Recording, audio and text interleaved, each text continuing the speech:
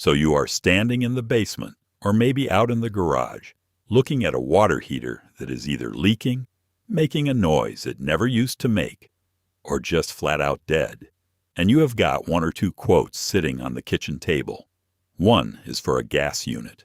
One is for electric. The numbers are different, the salesman said different things.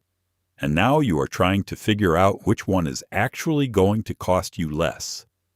Not just to buy, to live with, month after month, for the next 10 or 12 years. I have been a master plumber for 35 years, and I have installed and hauled out more of these tanks than I can count. So before you sign anything, let me walk you through what is really going on inside that tank, what each one costs to run, and the stuff the brochure and the guy in the truck conveniently leave out.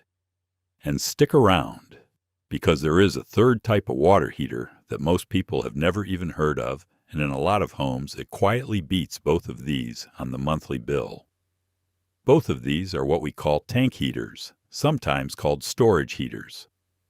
Picture a big insulated thermos standing in the corner of the room, anywhere from 40 to 50 gallons for most homes. It fills with water. It heats that water to about 120 degrees, and then it just holds it there, ready for whenever you turn on a tap. The catch is that even a well-insulated tank slowly leaks heat into the room around it. We call that standby heat loss. It is exactly what it sounds like. The water is standing by, and a little of the heat you paid for is always escaping. So the tank kicks back on every so often to top the temperature up, even when nobody is using a single drop. Think of a thermos that has to keep reheating itself all day long. That is your water heater. Now here is where the two part ways. The real difference is how they make the heat in the first place. An electric tank heater has one or two heating elements sitting right down in the water, a lot like the coil in an electric kettle. You send electricity in, the elements heat up, and almost every bit of that energy goes straight into the water. At the unit itself, an electric heater is close to 100% efficient. Nothing is going up a chimney, because there is no chimney. That sounds like a slam dunk, and hold that thought, because it is not the whole story. A gas tank heater works in a completely different way. Down at the bottom, there is a burner, a ring of blue flame, and it heats the water from underneath, the same way a pot heats on a stove. But burning gas creates exhaust, and that hot exhaust has to go somewhere. So it runs up through a metal flue pipe in the center of the tank and out of your house. That flue is doing an important safety job, but it is also carrying some of your heat straight out the roof. A gas heater is usually somewhere around 60 to 70% efficient at the unit, because a chunk of the heat you paid for is literally going up the flue. But for a lot of families, this next part matters more than efficiency. Gas recovers much faster. Recovery just means how quickly the tank can reheat a fresh batch of cold water after you have drained it. A gas burner can pour heat into that tank far faster than electric elements can. You will sometimes see this on the label as the first hour rating, which is how much hot water the unit can deliver in the first hour of heavy use. Gas units almost always have a higher first hour rating. So if you have got 4 people trying to shower back to back on a cold winter morning, gas is going to keep up where electric starts running cold. So electric puts more of the heat into the water, but gas makes heat faster and burns a cheaper fuel. Which one actually costs less to run? This is the question everybody wants answered, and I am going to give you the honest version, not the brochure version. Let us start with the monthly operating cost, the number that lands on your utility bill. For a typical family, an electric tank heater tends to run somewhere around $40 to $60 a month. A gas tank heater, in most of the country, runs more like $25 to $40 a month. Gas is usually cheaper to run. Month after month, year after year, that gap adds up. Now you are probably thinking, wait, you just told me electric is almost 100% efficient and gas throws heat up the flue. How is gas cheaper to run? Good question, And here is the part the efficiency number hides. It does not matter how efficiently you turn fuel into heat if the fuel itself is expensive. In most of the country, the electricity to make a given amount of heat simply costs more than the natural gas to make that same amount of heat. So even though the electric heater wastes almost nothing, it is working with the pricier fuel. The gas heater wastes a little, but it is burning the cheaper one. On the monthly bill, the cheaper fuel usually wins. Think of it like two cars. One gets amazing mileage but only runs on premium. The other is a little thirstier, but runs on regular that costs half as much. The thirsty one can still be cheaper to drive. But, and this is a big one, I need you to hear me. Those numbers I just gave you are national averages, and your bill depends almost entirely on what your local utility charges. There are parts of this country where electricity is cheap and natural gas is expensive, and in those places the math can flip completely. So if you take one thing away from this entire video, take this. Before you decide, look at your own gas and electric rates. I will show you exactly how to weigh them in a few minutes. Now the upfront cost, the price written on the quote. This one usually goes the other way. An electric tank heater is the cheaper one to buy and install, generally about $400 to $800 put in. It is a simpler machine, with no gas line, no venting, and no combustion to deal with. You basically need water connections and a power circuit. A gas tank heater usually runs $600 to $1,200 or more installed, and it climbs from there if the installer has to add or update venting, run a gas line, or bring the combustion air up to code. So gas tends to cost you more on day one and save you money every month after. Electric tends to cost you less on day one and cost you a bit more every month. That trade right there is the heart of this whole decision. Quick thing before we get into the trade-offs nobody mentions. If staring at these quotes is making you realize how much you have paid other people for jobs, you could probably handle yourself. I put together a book called 50 Easy Plumbing Fixes that will save you $10,000. It is 50 step-by-step repairs you can knock out on a Saturday with basic tools, plus how to spot when a contractor is padding the bill. The link is in the description. All right. So far, this looks like a simple money trade. Gas costs more up front and less to run. Electric is the opposite. But there are real differences between these two that have nothing to do with the bill, and these are the things the showroom floor will not bring up. First, venting and combustion.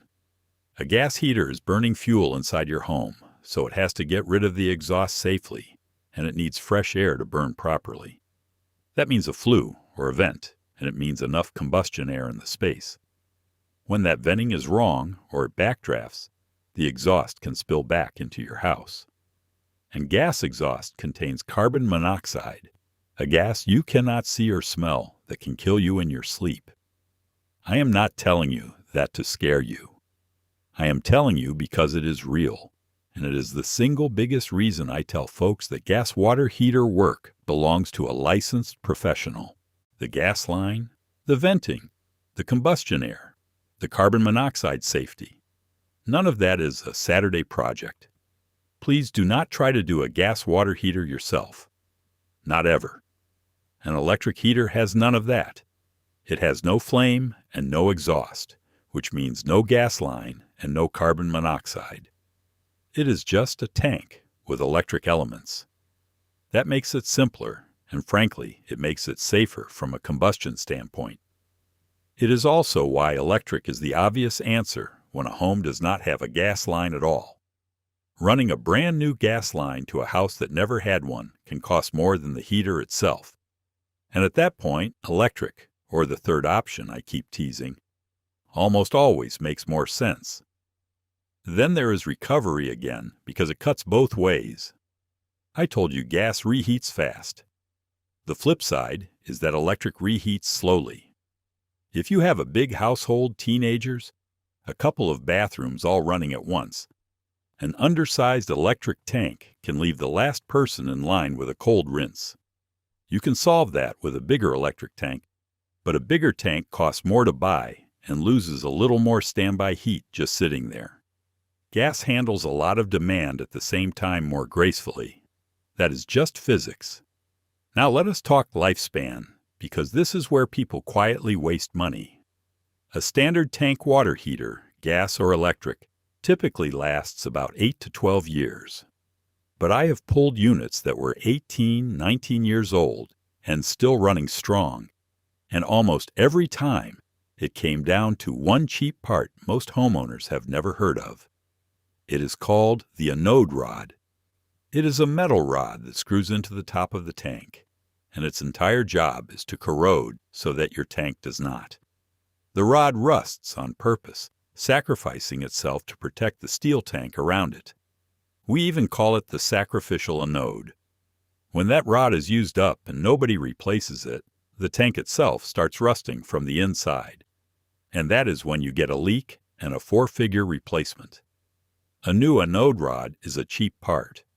Checking it every few years can add years to either kind of heater. That is exactly the sort of thing that never makes it onto a quote. Okay, so you have picked a lane, or you are about to. Let me save you some money and some panic by walking you through the problems these heaters actually have, and just as important, which fixes are safe for you to handle and which ones mean you pick up the phone. Let us start with the most common call I get. No hot water, or it runs out way too fast. On an electric heater, the usual culprit is a burned-out heating element or a tripped high-temperature cutoff. There is a little red reset button on the unit, and sometimes pressing, that brings it right back to life. If that does not do it, swapping an electric element is something a handy homeowner can manage, as long as you kill the power at the breaker first and drain the tank. And I want to be very clear about this. Electric water heaters carry 240 volts. You shut the breaker off, you confirm it is dead, and only then do you touch a thing. If that makes you nervous at all, there is no shame in calling a pro. On a gas heater, no hot water usually means the burner is not lighting. Older units have a standing pilot light that can blow out. Newer ones use an electronic igniter. A part called the thermocouple, which is a small safety sensor that tells the gas valve the flame is actually lit, is a frequent failure point. Some of this you can handle yourself if you are comfortable. But the moment you are dealing with the gas valve itself, or you smell gas, you stop and you call a professional. Same rule as before. Next one, the rumbling or popping sound. If your heater sounds like a coffee pot or like there are rocks tumbling around inside it, that is sediment. Minerals from your water settle to the bottom of the tank and harden into a crust, and the heat has to fight through that layer. Sediment makes the unit work harder, run longer, and die younger. The fix is to flush the tank, draining a few gallons out of the valve at the bottom, ideally once a year. That one is genuinely a homeowner job for most people, and it is one of the best things you can do for either kind of heater. One more that scares people.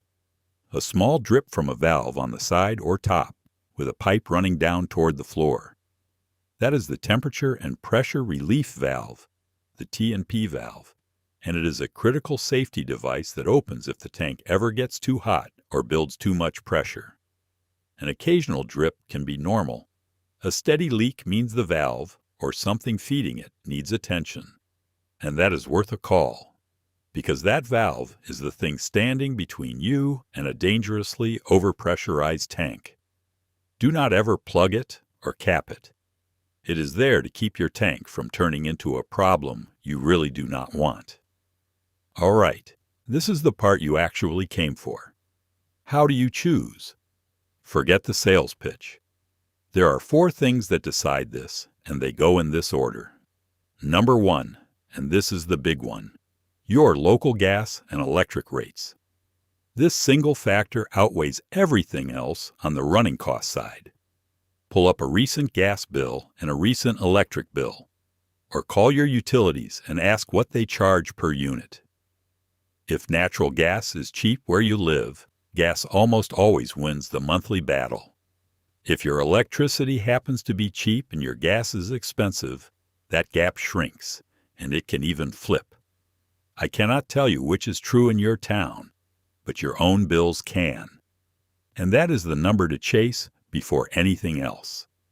Number 2, what you already have in place. Is there already a gas line and working venting at the heater?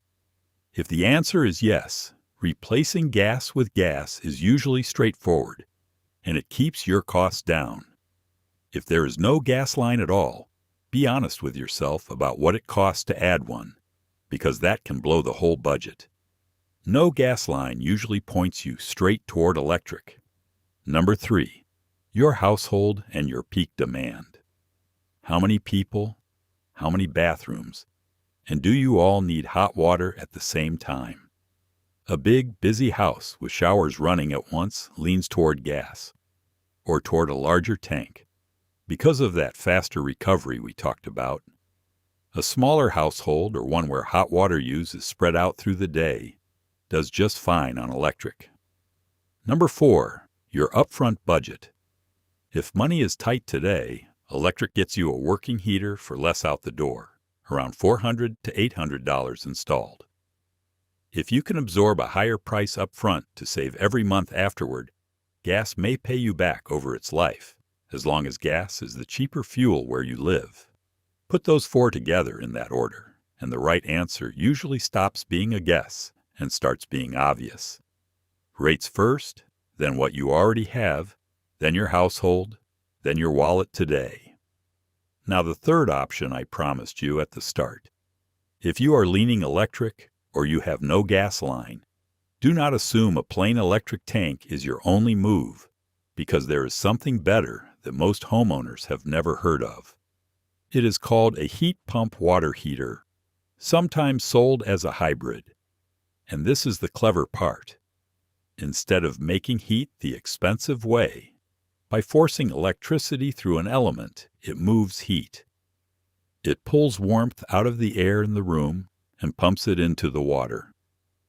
If you have ever felt the warm air blowing off the back of your refrigerator, that is the very same idea. A fridge moves heat out of the box to keep your food cold.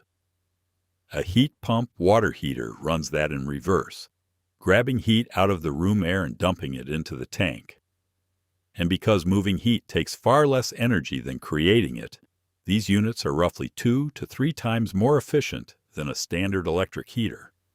In a lot of homes, a heat pump water heater is actually cheaper to run than gas.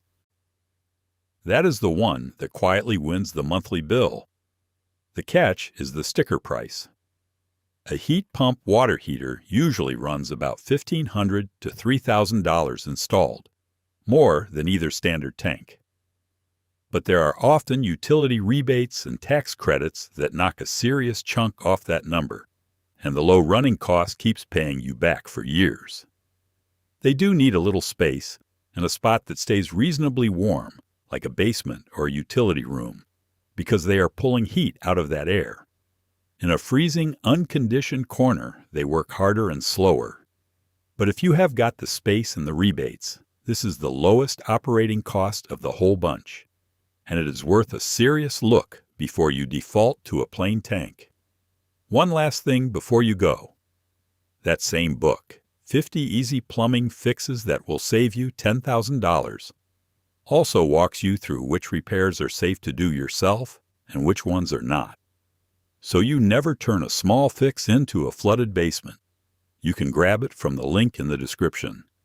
And if you want more honest, no-nonsense advice that keeps your money in your pocket instead of a contractor's, subscribe to the Mark Silverbridge channel.